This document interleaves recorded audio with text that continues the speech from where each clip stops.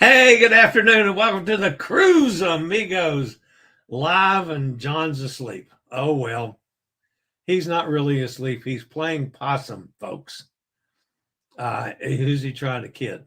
Wake up, John. Knock, knock, knock, knock. Wake up.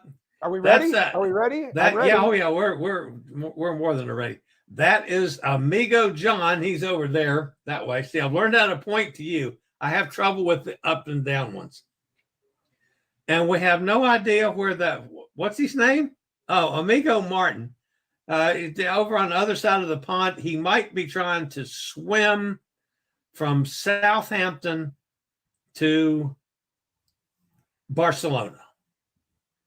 That may be where he is swimming. Has he got a cruise on tap? Oh, he's got one of those little a Speedo and a tutu. Oh, well, that and a boa is all he needs. So yeah, he's just right up to yeah. Kevin Martin hell, and he's not here to defend himself. Oh, well. Time. All right. So any of you guys that happen to be watching today, if any of you are out there in watching land, Cruise Amigo land, there is a good possibility. Hi, Lizzie's with us. Hi, Lizzie. There's a good possibility that somewhere in this broadcast, my oxygen delivery is going to get here. And my oxygen guy has to come in and check out my concentrator. So if that happens, I'm going to say, bye, y'all. I'll be back in a minute. And we're going to let John and the cat go solo.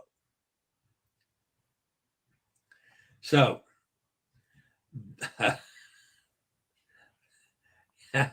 I wish I could change my camera like that. Nikki's here. Carol's here. Hi, guys. So anyway, that's going to be what's happening. I did say on my show this morning, my son Jason tested positive this morning. So he and the grandkids have had to cancel their trip this weekend to come see me. Oh, bummer, man. So I was really looking forward to that. Of course, Jason was here early in the summer with his girlfriend and her kids, but I didn't get to see the grandkids because they were with Jason's ex that week. Sure. So they wanted to come visit with me. So that's a bummer. So anyway, so he's we'll have to reschedule that sometime. So what's going on up there in Nanook of the Northland? Well, of course, the big thing in Minnesota right now this week is something called Farm Fest. And it's sort of like a state fair without the rides and the food. Very little food, but it's all, Machinery Hill. It's really like the Machinery Hill. And it's a big deal here in Minnesota. I mean, everybody who's anybody in the agriculture world, the Minnesota Hemp Cooperative has a booth there. And, it's a place where farmers get together and learn about new equipment, new chemicals, new fertilizer, new farming methods. We were just having a talk the other day about, if only Grandpa could see. My grandfather died in 1960, just as jet airplanes were kind of coming into the world. And look who is with us. He has quit swimming from. Where did I say he was? He was Barcelona. You said he was in Southampton to Barcelona. That's what I said. Barcelona. Yeah. In Speedos and a tutu. Speedos. That's why what I said you were doing when you were late. Amigo Martin, why were you late? Why was I was stuck on a call speaking to somebody about a cruise aboard the beautiful Anthem of the Seas. Going in about 10 days' time. Find it, book it, and get on. Find it, book it, and get on. Don't think about it, book it. That's right. Yeah. So, but yeah, that's Sonny's right. with us. Cindy's with us. I'm hearing an echo. You got an echo on your end again, Martin. Echo. I'll be back in a minute. One of these days we'll get a handle on Martin actually being able to come on the show without something screwing up. So anyway, John, do you know while he's coming back, are you familiar at all with the Lufthansa situation? Well, no. I mean, other than at an arm's length, but I can tell you what's happened in the past when Lufthansa pilots have chosen to express their displeasure with their getting paid and such, or their benefits by striking. And it really, they have the power to disrupt all of Europe and beyond. And I'm still getting an echo. Are you getting an echo? Yes, I am. I have my headphones on. Do you have headphones in, Martin? I'm going to try something different. He says he does. It could be Chillie's fault. Yeah, that's what I'm going to. Let's see. I'm going to try to switch. Hey, Tom. Audio. Hey, Carol. Mike. Carol heard an echo. Echo. Yeah.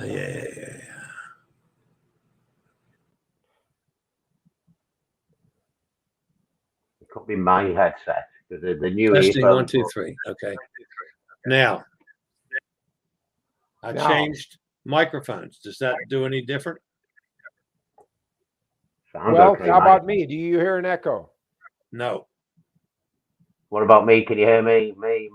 No. Can you hear me? Yes, I can hear you. And I don't have an echo now. Okay, so there we do away with this. Chillie and his toys, it's like putting a gardener. It's like putting a gardener in a greenhouse and telling them they're in prison. Oh, it's like, wow, that's really bad. Madness. Hey, listen, if anybody's from the UK, I'm just going to put it out now. There are some bargain deals with MSC at the moment.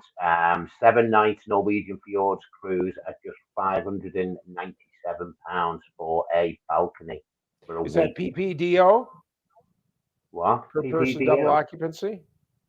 That's double occupancy, but I've just put out a solo inside on the 23rd of June, 7 nights of the fjords, £497 at the studio. Solo, 497. 7 days. 7 nights. Under £500. Well, 7 nights, 8 days. But and that's a solo rate under £500. 500 quid. Bargain. Absolute bargain. Food? Does that include food? Yeah, you cook your own down in the galley, that price. Third class. Yeah. No, it's not. No, that does include food, yeah. So it's great. But yeah, I've just saw that one. 12th of May, sorry, that was. So inside solo studio 499. Bargain. Absolute steal. Sorry, I'm just doing my travel agent bit now. Call me. That's 8675309. 8675309. I thought his number was BR549. No, that's American. That's the American number. BR549. That's what was his name? What was his name? Now I'm getting an echo again, guys. Is it me? Is it coming from my side? I don't think so. That's Chillie's fault. Could be the drugs he's on, He's gone now. We offended him that much. I pissed him off. Well, why can't we do that every week? No. I don't know. Just make sure you know your insurance book. If we had a couple cancel from the UK, they didn't realise they scored in San Diego. Wow, the team scored. What's that? Just make sure. I don't know. Have I missed something here?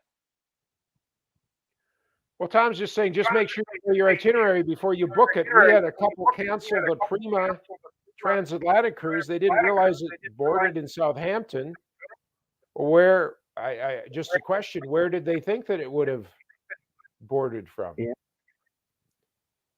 So yeah, we have a weird one, isn't it? So anyway, John, what's this about you cancelling your cruise? About pricing or something? I canceled both of my cruises. Right. And I did it for 2 reasons. The main reason that I did it is, and which we're going to talk about today, but there's just such a turmoil in the airline industry right now coming into Europe from America.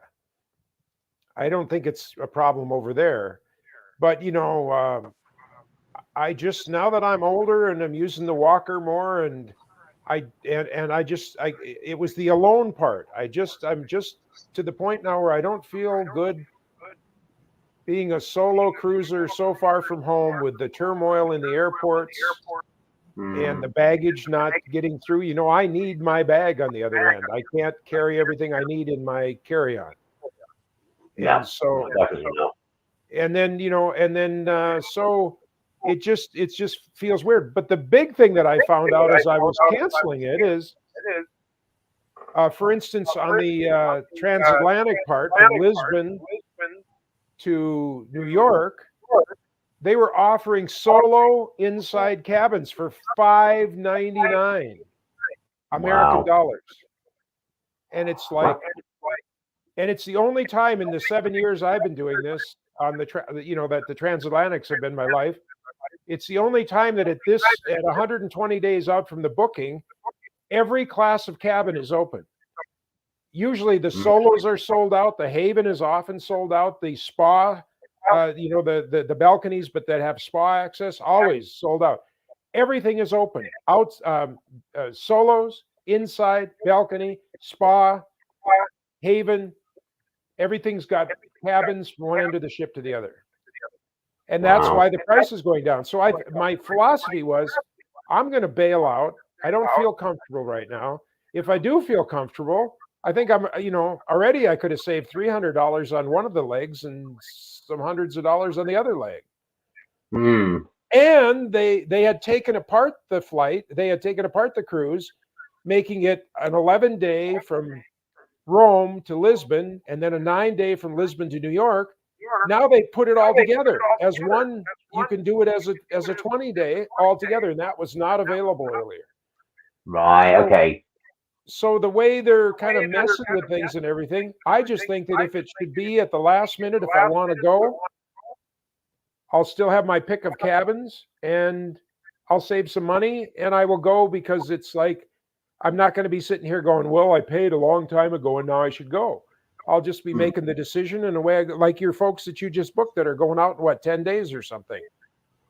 And I know it sucks. I know it sucks for travel agents. They want to have a nice bank of paid for things a year in advance, and I totally get that. But in today's wacky world, I'm just going to become a last minute traveler. If I travel, it'll be at the last moment. And I'm not going to be tied up with year and a half out bookings right now.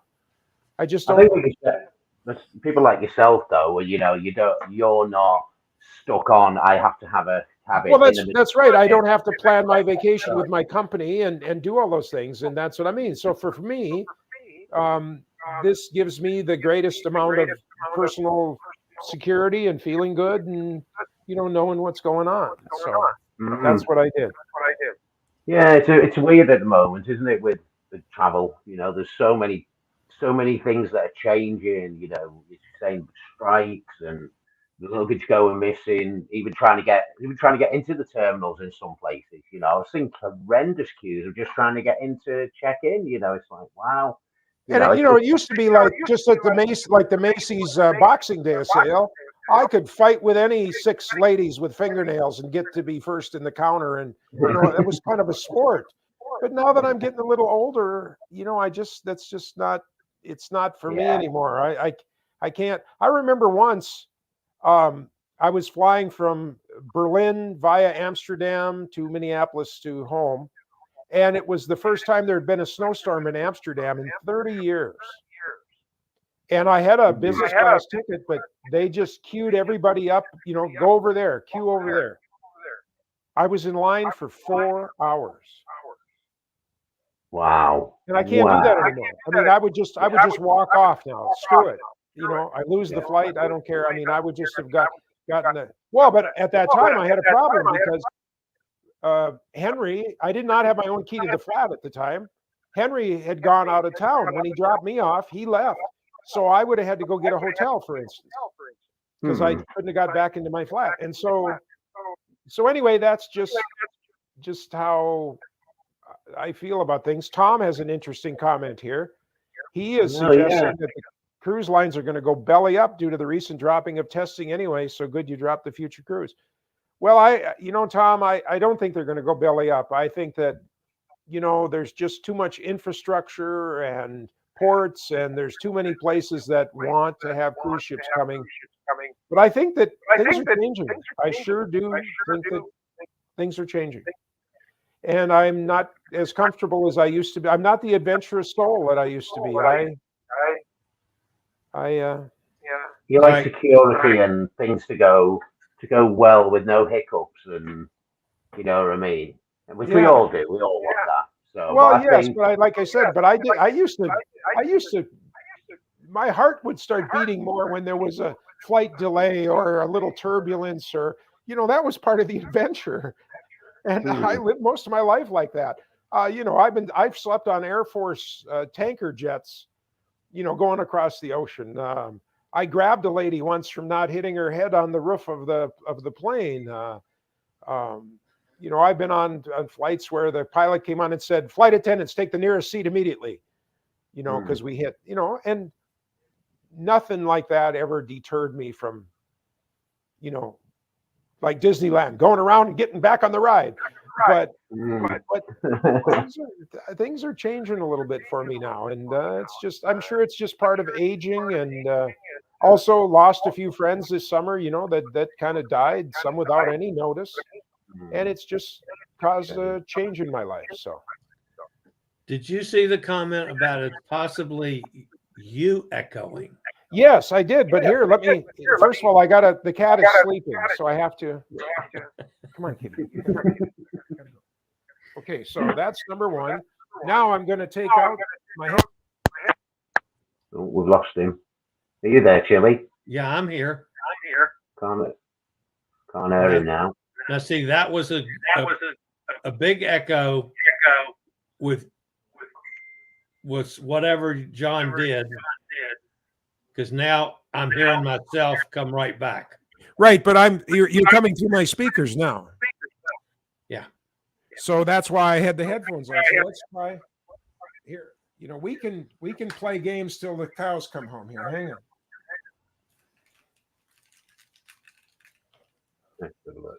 Everyone's now accurate.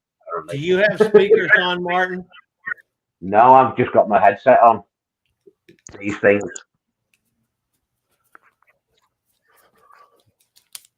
Boy, that was a long cable. Okay.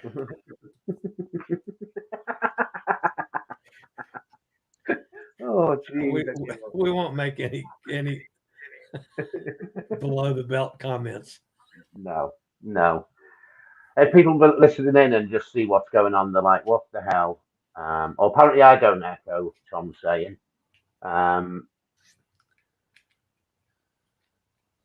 Yeah, see, there's not an echo between you and me. We can't hear you.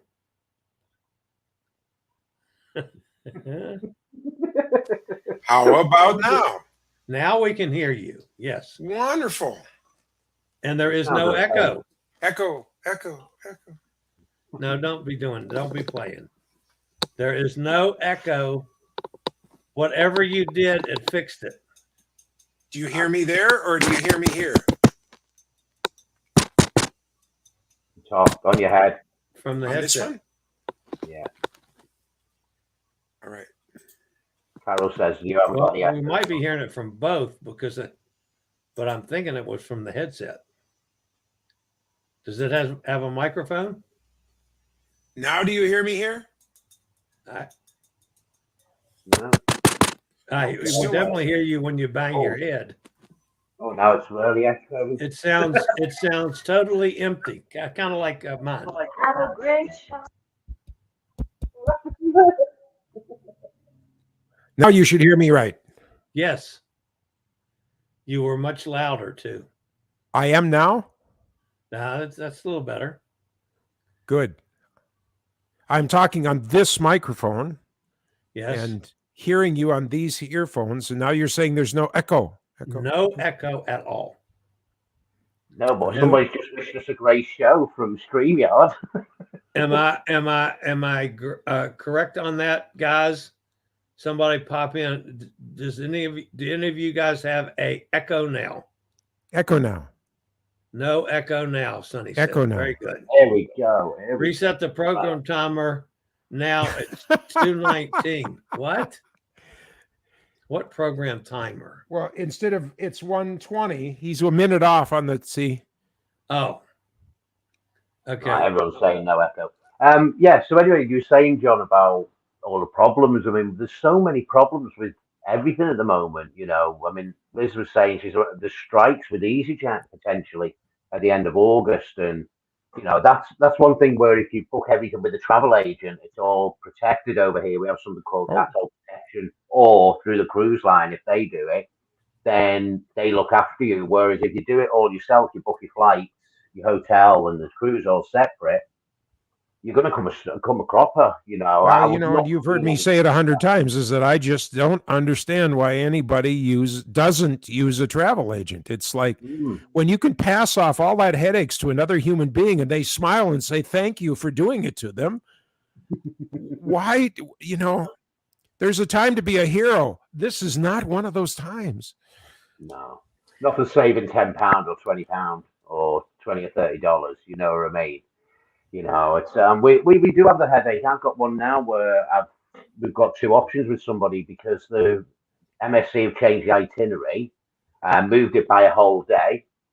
Luckily, the flights we've got that tie in, apart from on the way back, they've got 3 hours between the ship docking and the flight departing, which is not enough time. So we've either got to find them a new flight or give them a full refund because it's our package, you know.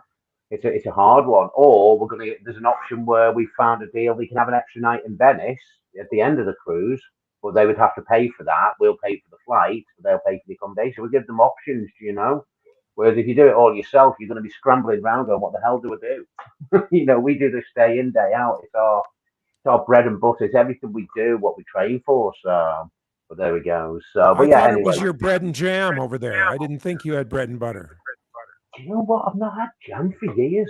I love jam as kidding. well. Nice bit of strawberry jam. I do like a bit of strawberry jam. You know, and a bit of toast, hot buttered toast, bit of jam.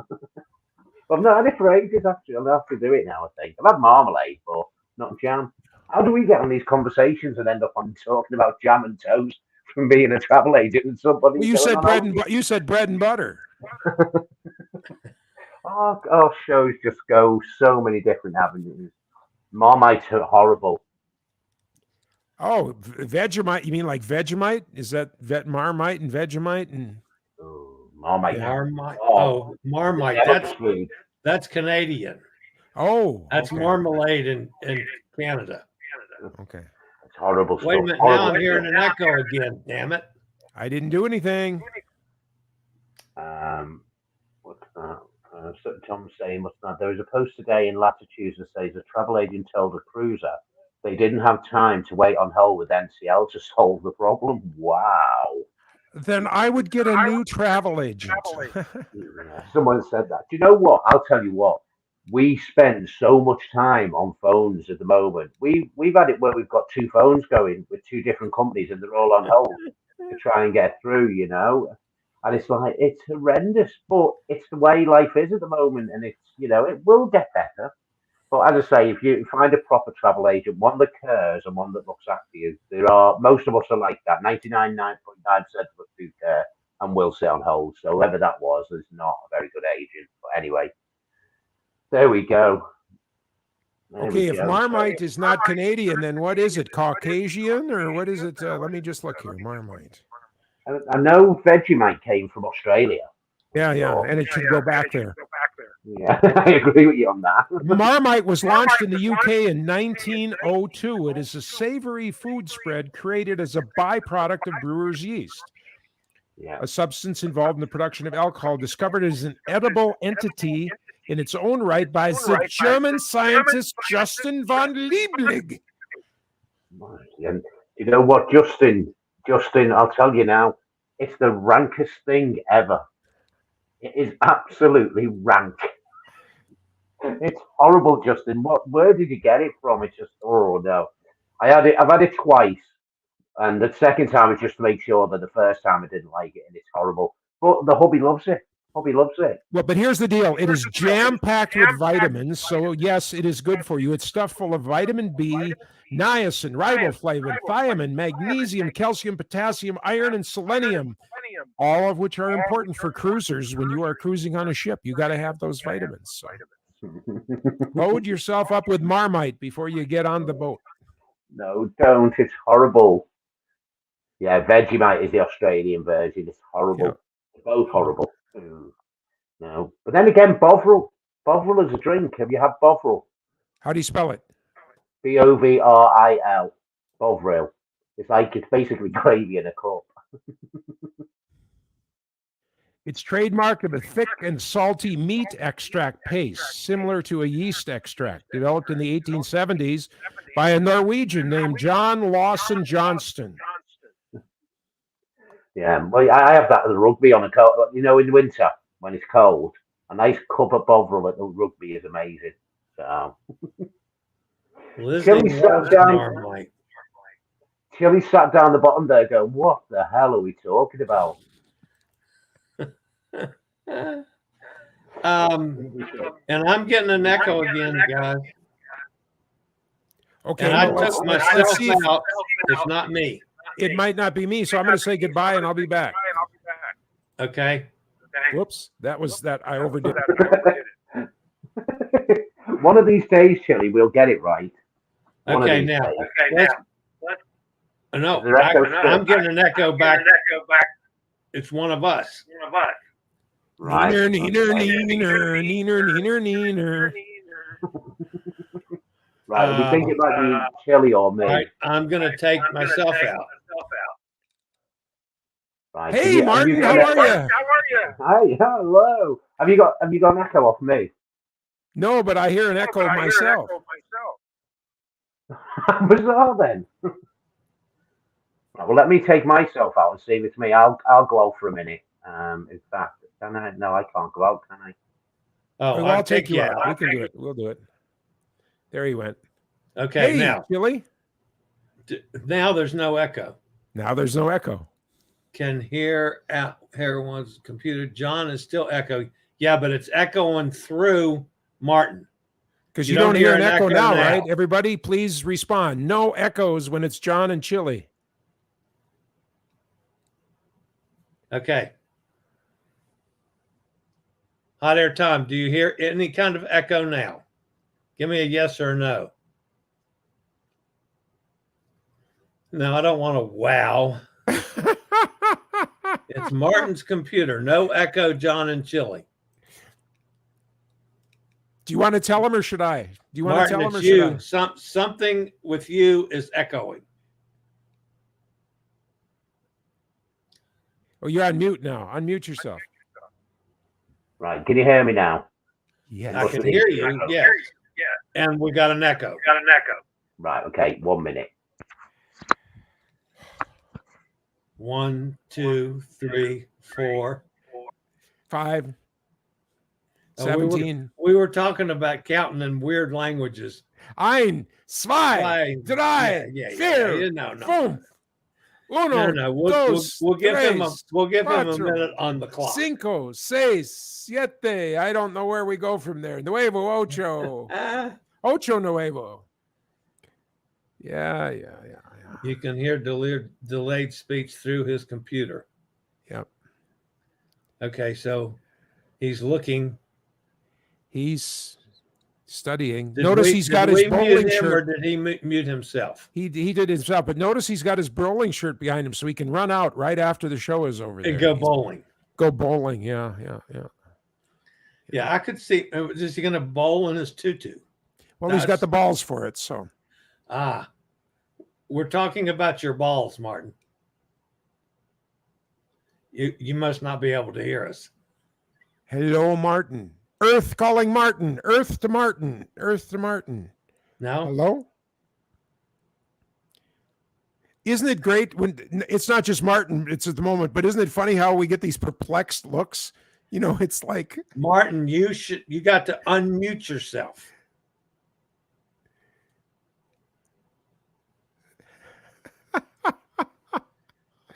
Ladies and gentlemen, thank Is he you for frozen? He might be observing frozen. He's holding very still. He's really holding still. I think he's frozen. Do you think? The feed seems to take a while to get on Chillie's screen. Let it go. Let it go. Martin seen but not heard. He took himself out. Okay. Hasta mañana, He realized Martano. he realized that he was frozen. Now, the real question is, will we see him back or not? You never know, because he could go on to the next show that he's on. You know, he's just got him back to back. He's the superstar of Where You Are. Yeah. Mm-hmm. John says funny. Wolf. Okay, now let's go back. We were going to talk 12, about 11, 12. About the airlines. You have a funny airline story. Well, do you remember? This is for the older folks in the audience. There was a day that Ronald Reagan, when he was president, fired all the air traffic controllers, or a good share of them. I remember that well. Well, on that particular day, just randomly, I was up here in Minnesota visiting the family, and I was heading back to Las Vegas. And to make the Las Vegas run, I was on Northwest Airlines, and I would have to go from Grand Forks to Fargo, a 70-mile flight. I mean, they don't even bring you water. You know, it's like, and then stopping in Fargo, then into Minneapolis, then I think to Denver, then finally to Los Angeles. Well, anyway, while we're up in the air between Grand Forks and Fargo in that 12-minute flight, that's when Reagan had everybody walk off, or they walked off. I don't remember all the nuances of that particular thing. So we land in Fargo. Now I'm still 70 miles from home, right? Did I have the wherewithal, the foresight, the traveler's savvy, the basic bottom line intelligence to say, why don't I get off the plane here in Fargo? Any one of my friends would drive the 70 miles to get me, let this all settle out. I didn't have any appointments at the other end, or, you know, nothing was pressing. Did I do that? No, I didn't. Other people did. Matter of fact, my whole seat was open because other people did exactly that. So then finally, somehow getting through Minneapolis wasn't that bad, but we get to Denver, and by this time the whole system is just like ripples on a pond, only in reverse. Yeah. Right? I am 11 hours in the Denver airport. They boarded llamas and goats before they put me on a flight. And not only that, I had some urinary thing going on where I kind of needed to be a little bit near. And I'm telling you, the bathroom line was down the hall, back down through, I think you had to go through security. That's how long the line was. There was guys waiting to go through security to get to the bathroom. And a couple of times I just burst in the door and I said, guys, I'm really sorry. This is not me pulling any rank or anything, but I got two choices. I can pee on the floor or I can pee in the next urinal. And they were quite kind about it. But, you know, there was a lot of guys like me. Yeah. And there just wasn't the capacity. And it was a terrible, terrible flight. And it's like, so lesson learned that if you're at the beginning of your flight and you can still walk home includes having a friend come and get you. Get off the frickin' plane. Okay. Martin's back. Hello, can you hear me? Yes. We can hear you, and there is no echo. There's no echo. But I haven't spoken yet. There's still no echo. Whatever you did different, remember it for next week. I haven't got a clue what I've done, and I won't remember because my brain doesn't work like that. And this is why the sun now sets on the British Empire. we wing it. I couldn't let that one go because the sun used to never set on the British Empire, and now you know what I mean. Anyway, Sonny God save the Queen. The air traffic controllers well. Yes. EasyJet pilot strikes December 12th and 13th. No, 12th, 13th, 19th, 24th, 27th, 29th of August. Going to be a disaster if not. That's when they're going on strike. I see what Lizzie's saying now. Right, I missed out. EasyJet doesn't. I mean, I've never seen an EasyJet plane out the window. So Where are they generally? Easy Jet would be like our Southwest. Jet Blue is here over Yeah. there. But in maybe Europe. maybe more like Spirit over there. Okay. It's a bargain, but not as bad as sort of Ryan, airline. right? Not as bad as Well, Ryan. They were based on Southwest Airlines. So Okay. Well, that started out good. Remember when Do Fred you know was the what? boss? It's everyone is just at the moment. Everyone's just not happy. You know, the cost of living over here, same as everywhere, is going up. Interest rates are going up. Fuel's going up. You know, and everybody's just up in arms about it and worried. You know, it's not right that they're striking, but you know, we'll see what happens. It generally, I see they're in Luton. Where is Luton? Is that by one of the big towns? It's just about 31 miles from London. Oh, so it's considered London, but it's a suburbia place. Yeah. They call it London Luton Airport. Well, it's 31. I think it's just within the boundary of being able to be called London. So, by the way, I have the direct contact for them in case you're ever going to run into them in the future. Their telephone number is customer.support@easyjet.com. Okay. You can't call them. You gotta. It says right on here. How do I contact EasyJet directly? You can't. However, if you still want to email us with a complaint, please use customer.support@easyjet.com. Wow. That's amazing. That's how an airline operates.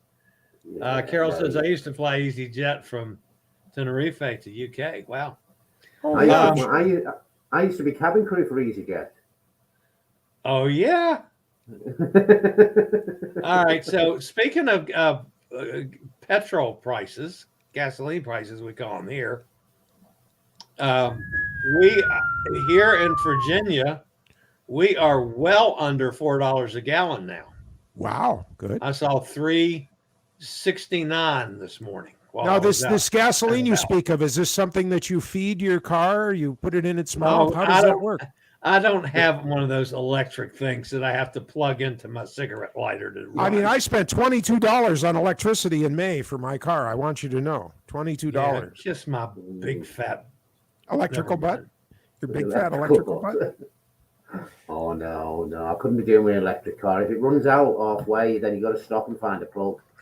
And there's not plugs everywhere. Well, actually, he has a little a lawnmower engine underneath his right tire or some damn place, and if it runs out of juice, he gets to get out and he pulls a cord and it starts up the lawnmower engine, and he can go 3 miles to find a place to plug the damn thing in or something. 83 miles. I can go 83 miles. 83 miles on a lawnmower. As long as you don't choke it.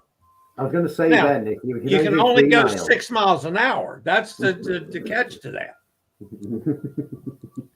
No, and if you're on an interstate, the trucks are going to run over you. But we want. Yeah, but their air sweeping by helps move you forward. You know, their air saves electric. It saves electric. Which is why he has a pot farm, because people with electric cars need to smoke the pot because they're going to be stuck out in god awful places.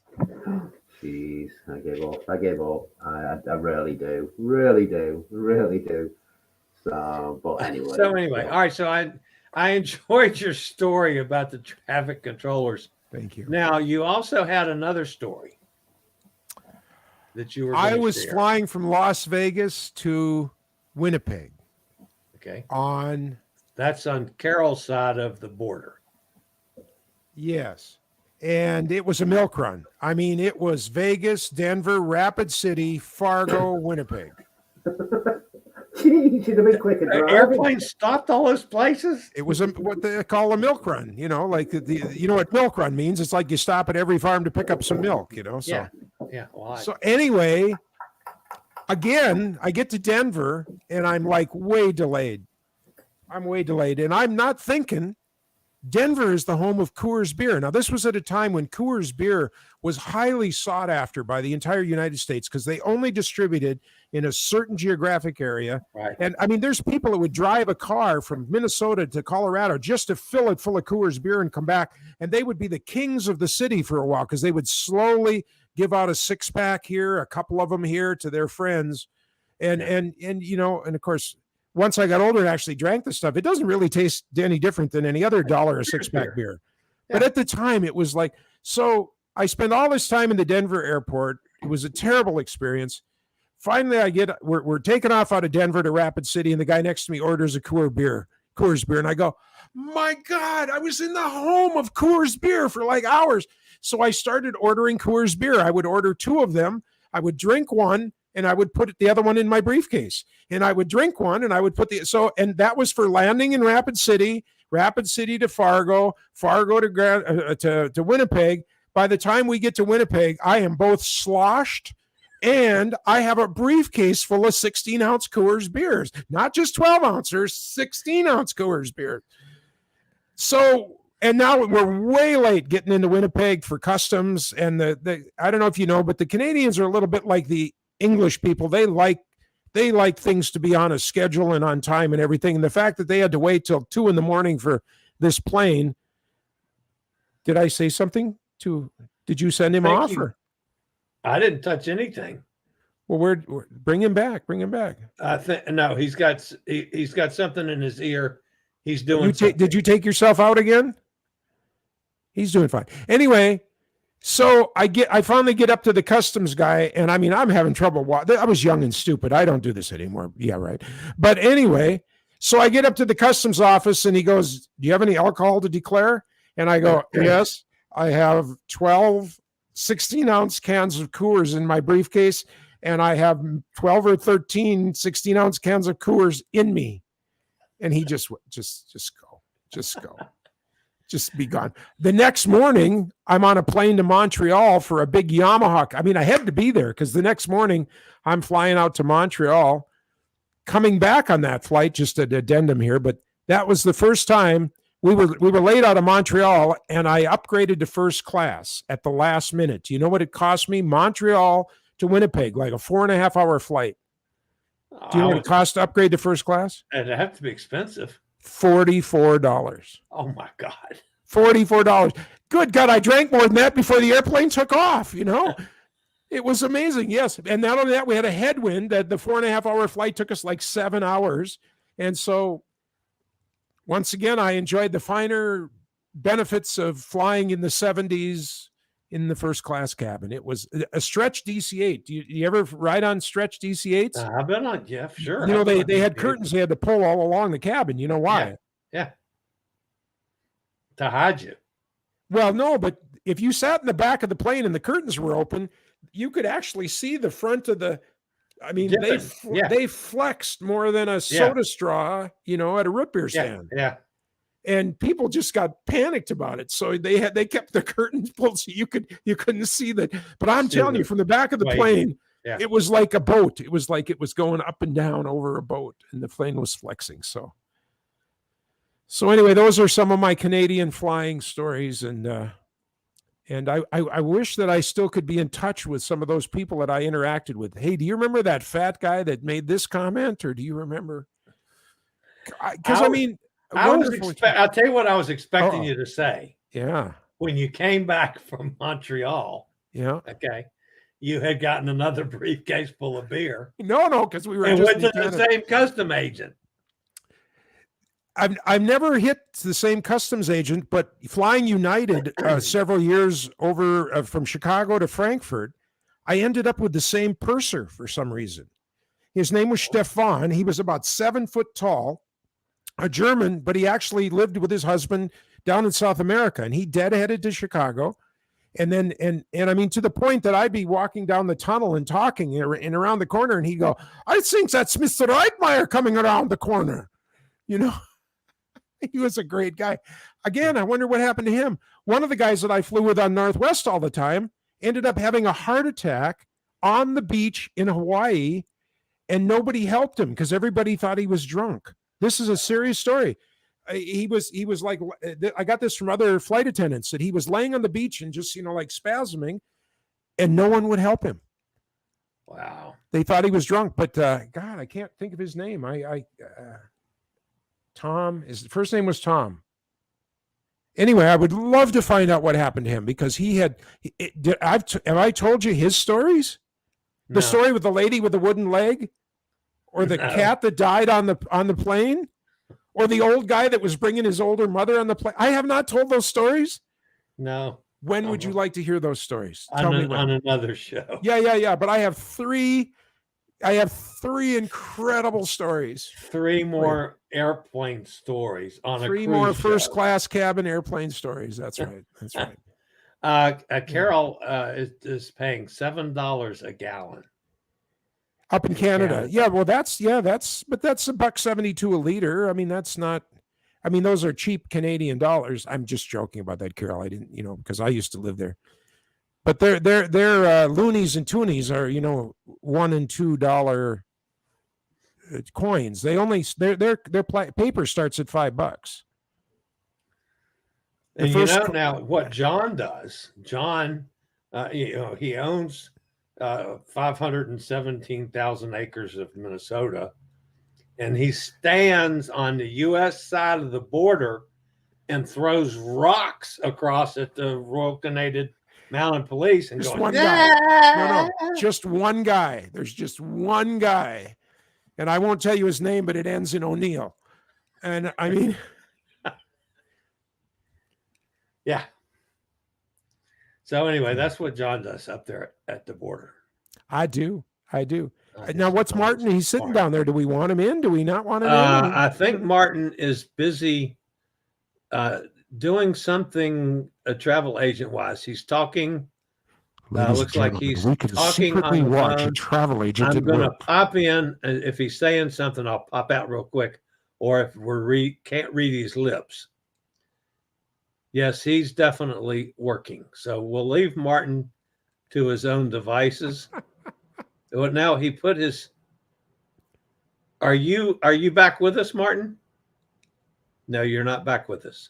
He doesn't have his earplugs. Now he's talking. I see. Yeah, he's working.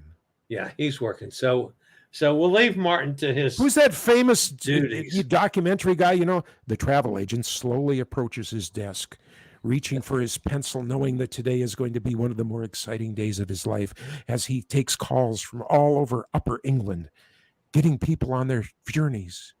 Yeah, who's that guy? Attenborough. David Attenborough. Yeah. Okay. If only I could talk like him, that would be so great. I tell you what, we in this country, for those of you that are from the other side of the pond, you'll have no idea who this guy was, but we lost just an absolute genius this week in Vince Scully, who was the best baseball play-by-play guy I've ever heard in my life. Vince Scully. 94 years old when he died. I did not know that he passed away. Yes. You're totally right. 2 or 3 days ago.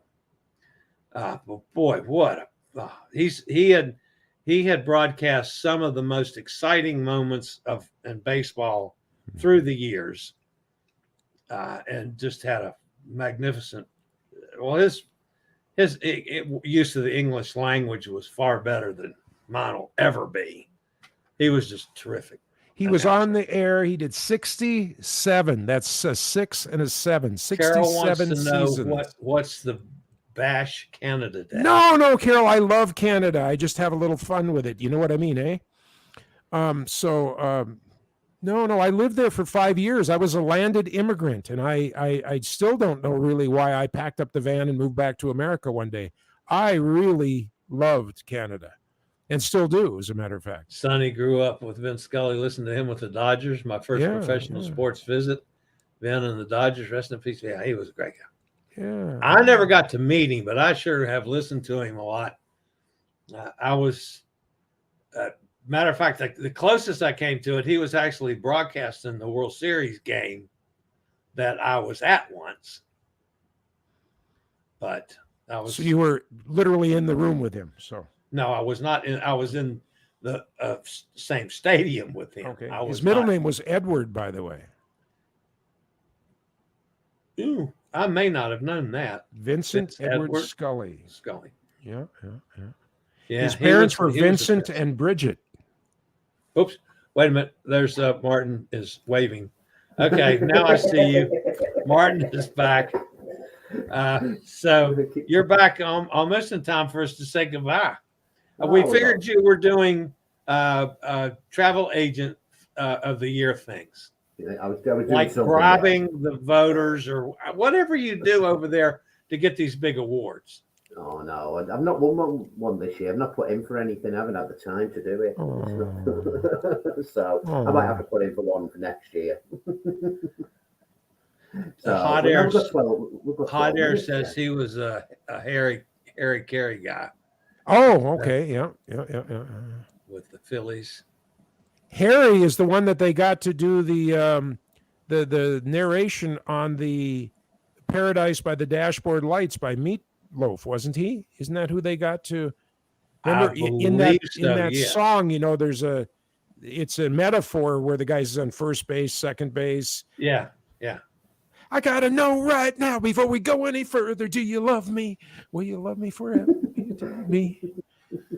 I thought Meatball was literally the consummate writer of songs and also entertainer. I just was so impressed by that. If you can't listen to Bat Out of Hell, his first album, and say that that's some of the finest rock and roll on the planet, then you just don't deserve to be alive. Because now, Hot Air Tom, Amigo John, is smoking some of that Minnesota weed of yours, because he's thinking I'm staying on the air until 3:20. Because he felt we only started at 21 minutes after. See, he thought that was pre-show.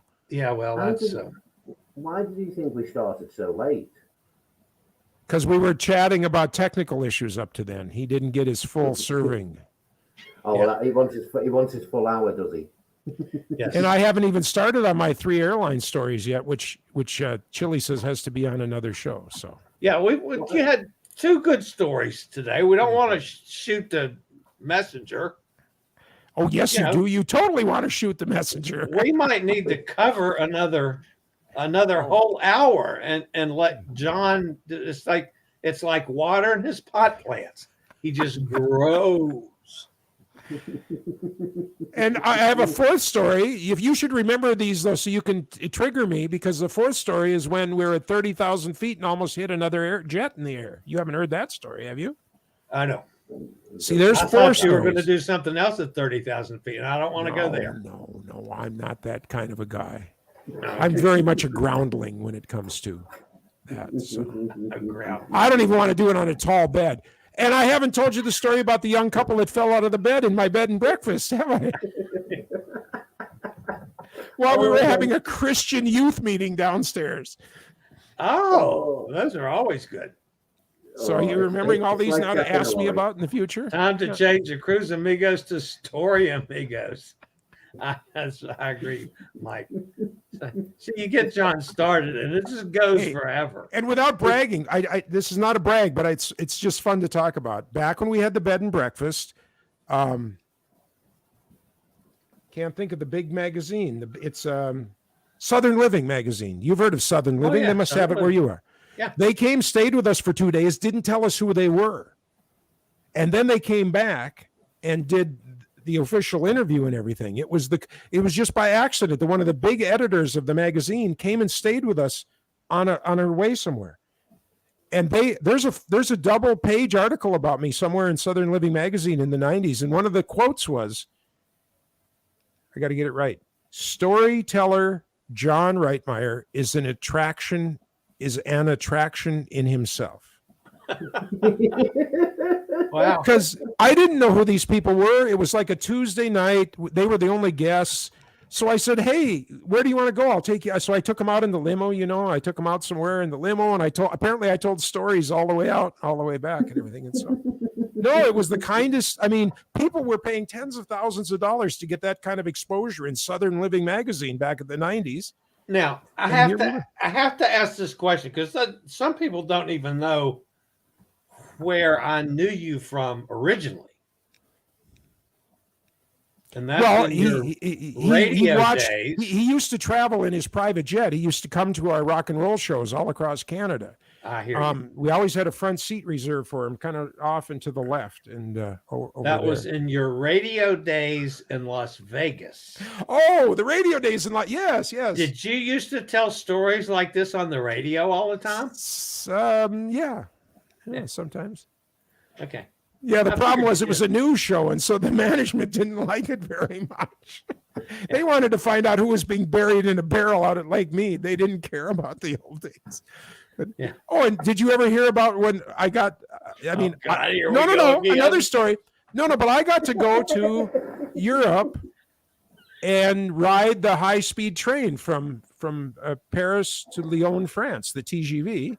Yeah. And then when there was 16 of us, 16 media and big shots in the Las Vegas government, and when Germany heard about that, they said, "Oh no, you have to come and ride the maglev, the magnetic levitation train." But nobody. It was supposed to be like a 4-night trip, so everybody had just carry on and 4 underwear, 4 socks. All of a sudden, Germany doubled the length of the trip, and it was 100 degrees in the summer, and entirely. In the 80s, Europe did not. There was one air conditioner that they would pass around from old folks' home to old folks' home, right? You'll still agree with that, won't you, Martin? That there's like one air conditioner. And so here we all are. But so yeah, I had the coolest time. But I almost got buried in a 55-gallon oil drum there on that trip. So there's another one to write down. Okay. The high fly club. Can't imagine 2 in there. 2 in there. The Fly High Club. Oh, never been a member. Yeah. Never been a member. No. Yeah, me either. Not even a solo member of the Flying High Club.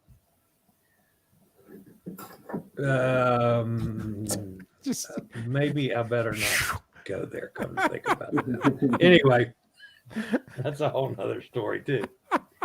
Chillie, have you ever used the restroom in an Embraer E190 or smaller jet? Yeah, that's right. Tom, I have claustrophobia now, and you know how in those little jets the wall is sort of like right here, and it grabs me. I get claustrophobic just like that in one of those little bathrooms. Yeah. Horrible. Yeah. I hate small planes. I hate small My planes. big fat butt won't go in one of those. I'll tell you about the story where I nearly diverted an aircraft. All right, now I have a question for you, Martin. I don't know if you know this right off. Martin was telling a story now. You jumped all over him now. Come on. I'm sorry. Go ahead. Back up there, Chillie, man. We ain't got time for that. We'll do it another show. Okay, add that to the list. Now, this is where Martin rearranged an airplane. Okay, Chillie, back to you. On a Royal Caribbean ship, if you're in a junior suite, do they all have wider doors?